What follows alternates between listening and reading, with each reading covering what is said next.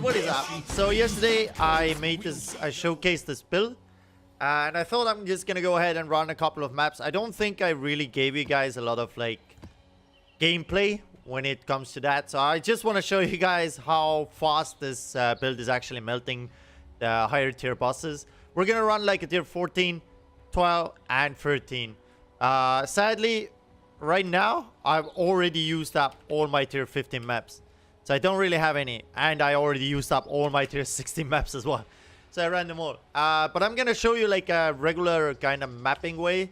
As you may remember, I made a mistake in the video. I was using a melee damage support. Instead of that, please go ahead and use the elemental damage with attack support, as I have over here. And yes, I got lucky enough yesterday. I actually got this one to level 21 by corrupting it. I got lucky. Alright, so yeah, other than that, I think everything else is kind of the same as it was when I showed it on the video.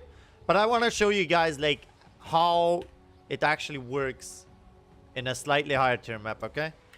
Or how the mapping works in general. I didn't really give you guys a whole lot of video footage there, to be honest. So here we go. So this is the Molten Doryani's Molten build. Berserker. Do remember, guys, that you are free to ask any kind of questions if there are some things that you may not understand, or you don't. Yeah, if you don't understand something, just feel free to ask it in the comments below. Because the build is actually not that straightforward. It's not like your easy type of like, okay, using one skill all over and over again kind of build. So if you have any questions, feel free to ask. Alright, we're gonna run this. Oh, Jeweler's box. I guess I'm gonna go back real quick for an alchemy. I should probably start carrying those alchemies with me, because every single time there's a... Yeah, let's just go ahead and start carrying them with me. I feel like I end up finding those chests, and then every time I have to go back to the town. And I don't want to do that anymore. Okay, this is easy. So yeah, remember, as for now, we're using Sunder, and the tool dip Sunder damage is already 82,000. So that's without any potions or anything included.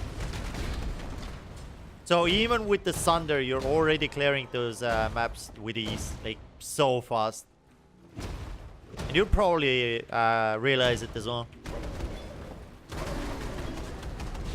I mean, this build clearly does a lot more damage than my Frostblades build did. And also, the build is actually more survivable. I'm not gonna lie, it is. Oh, and I'm gonna try to get this build to level 95. And then I'm gonna follow up with another. Yeah, I'll get the build to 95 and then I'll follow up with yet another update on it. Because I'm thinking about changing some of the things.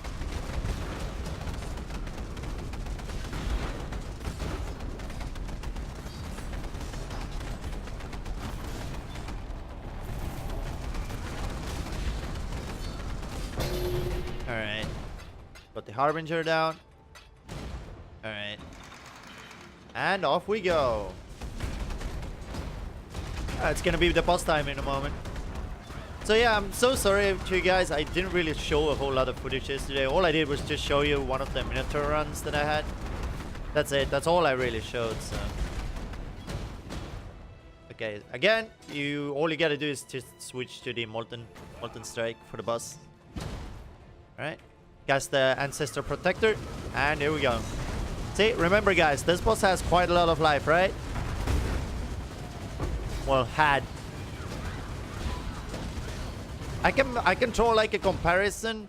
I think I was running those in with my Frostblades as well.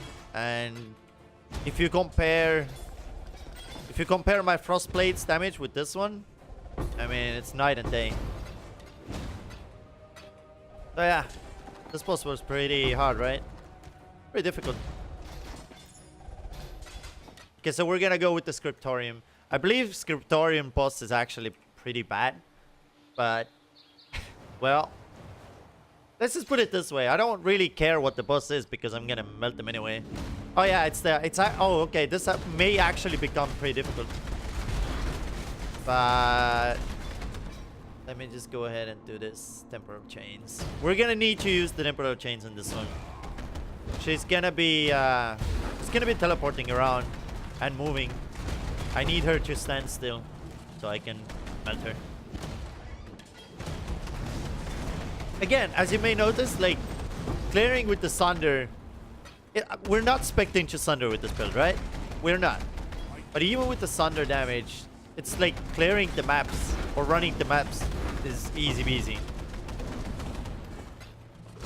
This doesn't go the same way with all the single target based builds, by the way. Usually whenever a build focuses on a single target damage, they tend to be bad at running maps. But this one actually excels in running maps as well. So it's not only you're focusing on, like, you know, single target, you're also focusing on running maps. So there you go. It's just that the build takes a little bit of time to get used to. Like, playing the build probably takes time. Just practice. Test it out, practice. If you don't like it, make some changes. Use more life. You know? It's really up to you. There's a lot of things you can do with this build. I feel like the damage is way more than enough. Maybe you can even sacrifice one of the Doryani's Catalyst and use a shield instead. It really is up to you guys. If you feel like you're fine with the damage already, just freaking lower it a bit. Get more life with the shield. Not a bad idea.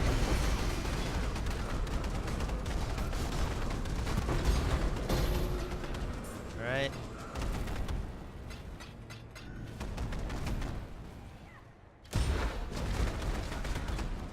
I hope I don't run into the same problem that I once did. I once ran into the problem where I couldn't find the boss. It took me quite a while, actually. And I really had a problem. I couldn't find her. I really hope it's not gonna happen this time.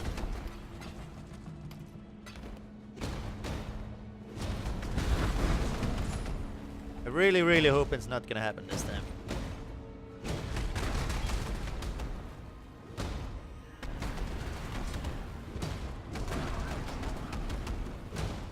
Alright. I've cleared up most of it already. I actually don't see the boss yet? Oh, maybe it's in the corner there.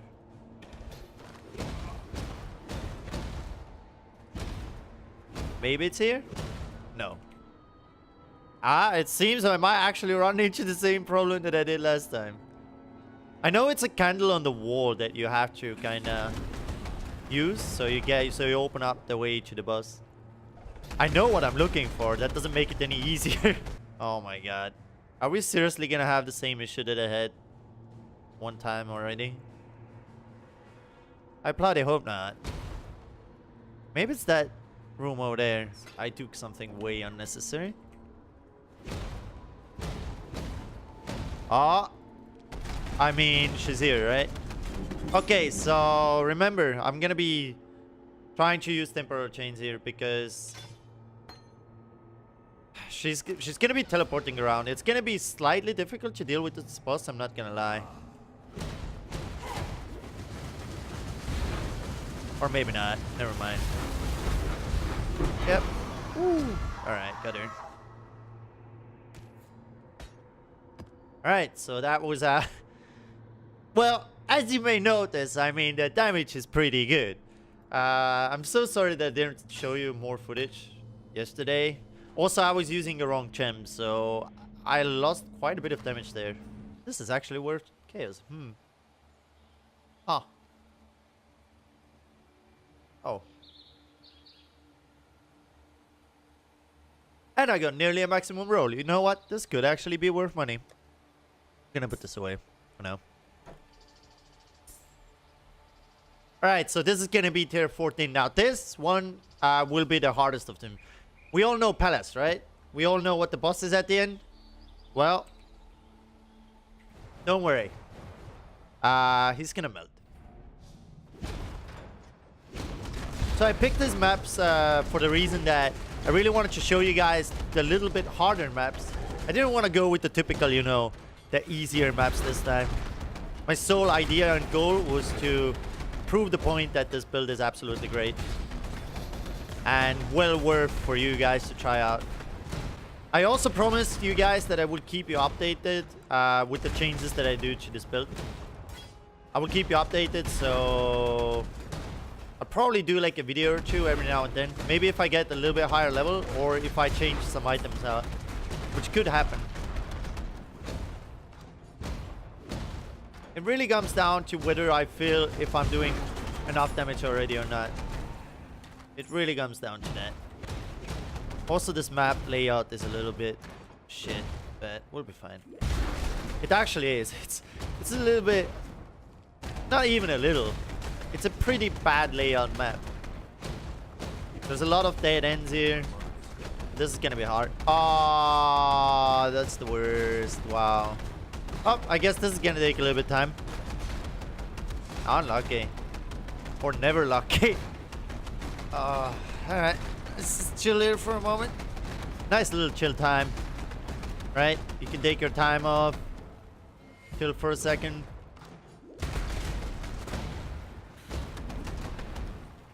It's crazy because like the build does so much damage with Sunder alone. It's like, you know, you could use this build just for mapping really, but it will also spec into Shaper later on.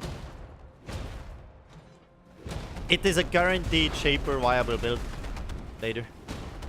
I just need a couple more levels and Belly of the Beast. Pretty much. And I'm good to go. I think I'm good to go then.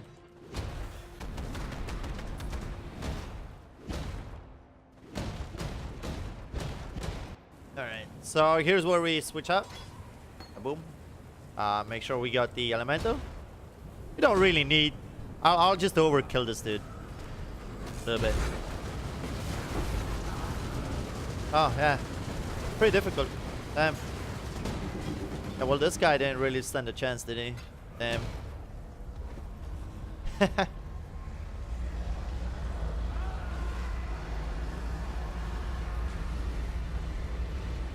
I believe this build, by the way, right now is doing roughly around 3 million damage.